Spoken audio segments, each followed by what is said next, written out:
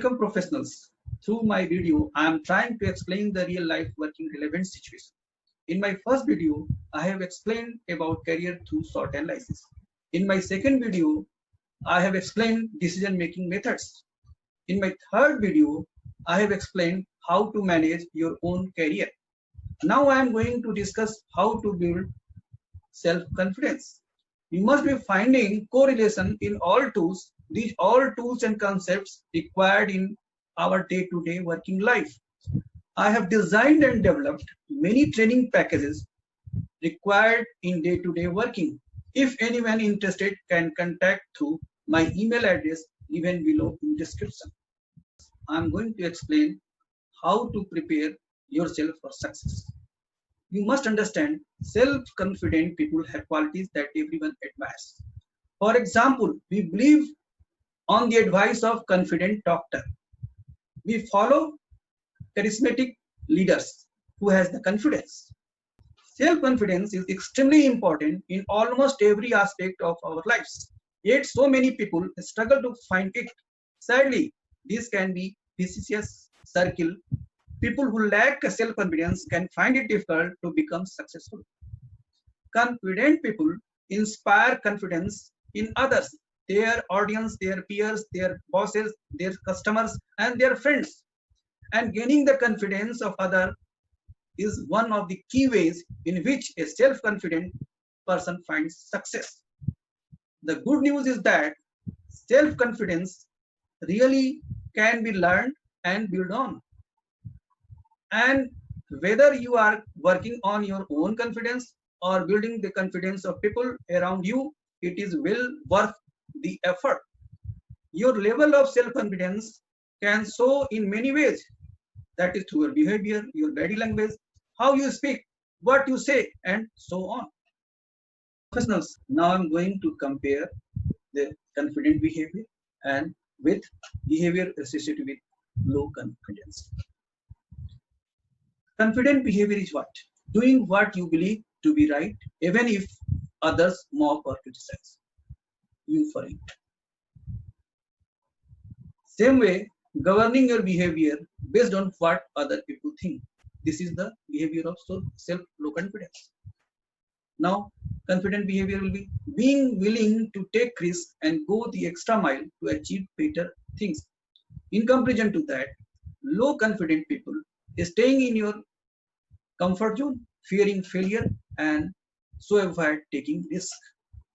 Now, confident behavior is admitting your mistakes and learning from them.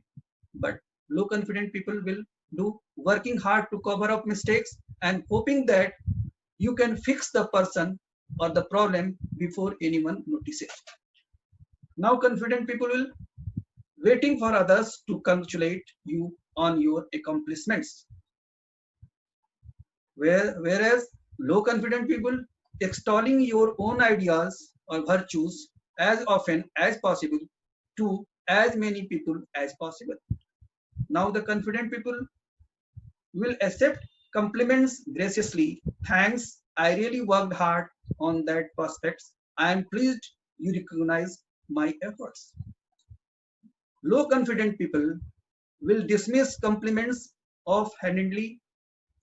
Oh, that prospect was nothing really. Anyone could have done it. Professionals, now I'm going to explain about self-confidence. Two main things contribute to self-confidence. That is self-efficacy and self-esteem. Self-efficacy. When we see ourselves and others similar to ourselves, mastering skills and achieving goals that matter in those skill areas. This is the confidence that if we learn and work hard in a particular area, we shall succeed. And it is this type of confidence that leads people to accept difficult challenges and persist in the face of setbacks. Now, self-esteem, which is a more general sense that we can cope with what's going on in our lives and that we have a right to be happy. Partly this comes from a feeling that the people around us approve of us, which we may or may not be able to control. However, it also comes from the sense that we are behaving virtuously, that we are competent at what we do and what we can compete successfully when we put our minds to it. Now I am going to explain how to create self-confidence balance. Self-confidence is about balance. At one extreme, we have people with low confidence.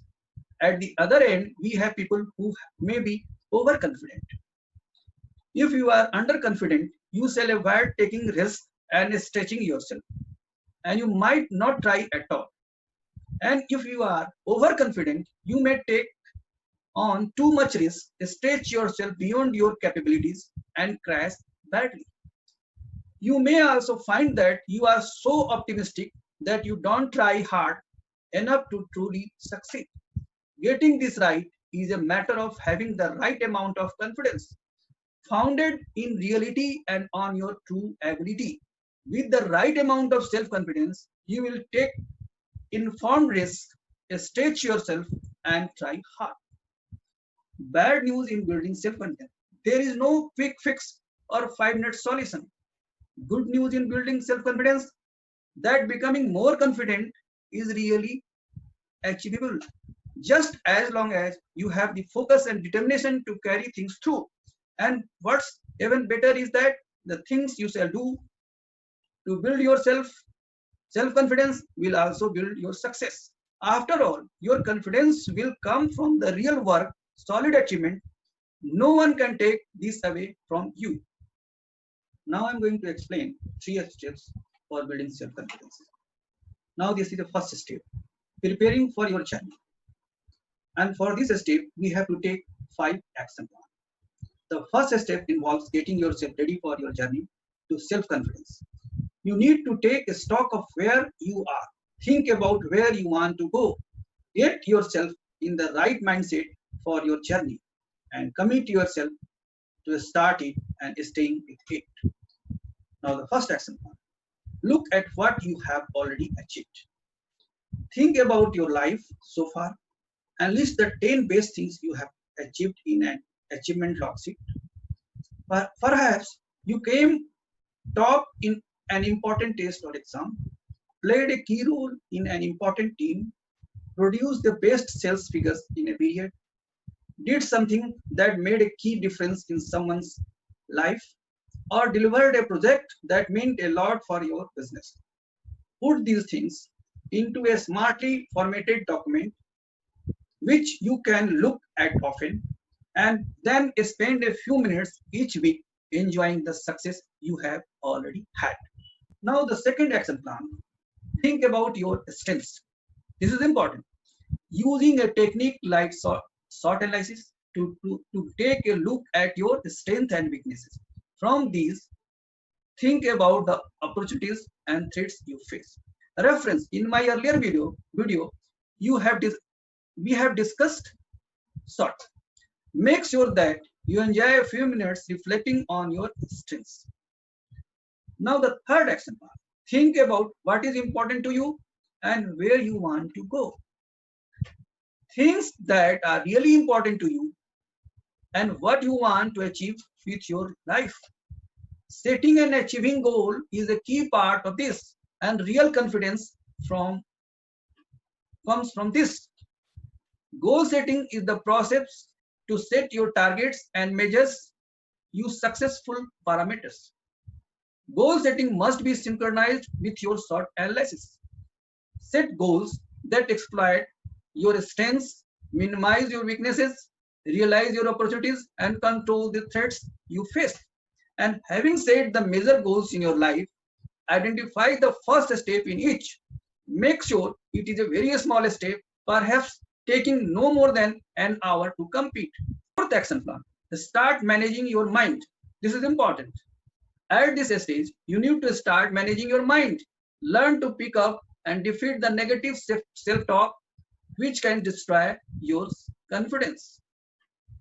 Fifth action plan, and then commit yourself to success. The final part of preparing for the journey is to make it clear and unequivocal promise to yourself that you are absolutely committed to your journey. that you will do all in your power to achieve it. If, as you are doing it, you find doubts starting to surface, write them down and challenge them calmly and rationally. If they dissolve under scrutiny, that is great. However, if they are based on genuine risk, make sure you set additional goals to manage these appropriately. Either way, make that promise. Now, step two, setting out. This is where you start ever so slowly moving towards your goal by doing the right things and starting with small, easy wins. You shall put yourself on the path to success and start building the self confidence that comes with this. Build the knowledge you need to succeed. Looking at your goals, identify the skills you shall need to achieve them, and then look at how you can acquire these skills confidently and well. Don't just accept a sketchy, just good enough solution. Look for a solution, a program or a course that fully equips you to achieve what you want to achieve, and ideally gives you a certificate or qualification you can be proud of. Now focus on the basics. When you are starting, don't try to do anything clever or elaborate, and don't reach for perfection. Just enjoy doing simple things successfully and well. Now again, set small goals and then achieve them. Starting with the very small goals you identified in step one, get in habit of setting them, achieving them, and celebrating that achievement. Don't make goals particularly challenging at this stage. Just get into the habit of achieving them and celebrating them. And little by little, start piling up these successes. Now, other point, keep managing your mind. Stay on top of that positive thinking. Keep celebrating and enjoying success. And keep those mental images strong. You can also use a technique like treasure mapping to make your visualization even stronger. And on the other side, learn to handle failure. Accept that mistakes happen when you are trying something new. In fact, you get into the habit of treating mistake as learning experience. You can start to see them in a positive light. After all, there is a lot to be said for saying, if it does not kill you, it makes you stronger. Step third is accelerating towards success. By this stage, you shall feel yourself self-confident building. You shall have completed some of the courses you started in step two, and you shall have plenty of success to celebrate. This is the time to start stretching yourself, make the goals a bit bigger and the challenges a bit tougher. Increase the size of your commitment and extend the skills you have proven into new but closely related arenas. Now you have to keep two tips in mind. Tip number one, keep yourself grounded. This is where people tend to get overconfident and overstretch themselves, and make sure you don't start enjoying cleverness for its own sake. Now, tip number two, as long as you keep on stretching yourself enough, but not too much, you shall find your self-confidence building apace. What is more, you shall have earned your self-confidence because you shall have put in the hard graft necessary to be successful. Goal setting is arguably the most important skill you can learn to improve your self-confidence.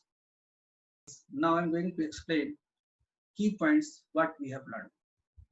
Self-confidence is extremely important in almost every aspect of our lives, and people who lack it can find it difficult to become successful. Two main things contribute to self-confidence is self-efficacy and self-esteem. You can develop it with these three steps. Step number one, prepare for your journey. Step number two, set out your journey. Third step is accelerate towards success. Goal setting is probably the most important activity that we can learn in order to improve our self-confidence. I hope that I am able to explain the topic in simple terms. Any suggestion and feedback will help me for my future videos. Any queries in the subject matter may be intimated through email ID or contact number given in my introductory page. In future, I will be available through Zoom or Google Meet. If you have liked the topic, kindly like the video and subscribe and tap the bell button. I like to work interactive videos for our mutual benefits. Your encouragement will motivate to bring quality work as required. Thanks and regards.